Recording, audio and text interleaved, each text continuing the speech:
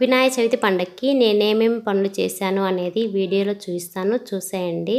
పండగ ముందు రోజు కనకాంబరాలు మల్లెపూలు రెండైతే మాల కట్టి పెట్టుకున్నాను.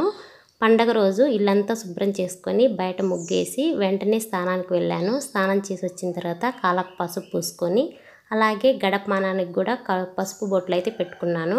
నైటే నానబెట్టుకున్న శనగల్ని కుక్కర్లో వేసుకొని ఒక స్టవ్ మీద అయితే పెట్టాను. రెండో స్టవ్ మీద బెల్లం నీళ్ళు అయితే కాగబెట్టుకున్నాను. ఇవి సొజ్జ కుడుముల కోసము. ఇవి కాగిన తర్వాత ఇవి పక్కన పెట్టి ఇడ్లీ పాత్ర అయితే స్టవ్ మీద పెట్టేశాను. అవి వాటర్ మరుగుతున్నప్పుడు ఇందులోకి సొజ్జ పిండి ఉంటుంది కదా, ఇవి సొజ్జ పిండి కూడా నేను నైటే మిక్సీకి వేసి పెట్టుకున్నాను.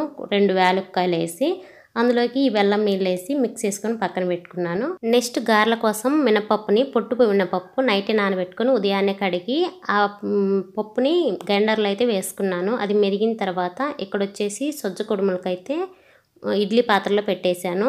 ఈ బియ్యము పులిహోర కోసము ముందే నానబెట్టుకున్నాను. అది ఇంకొక స్టవ్ మీద పెట్టేశాను.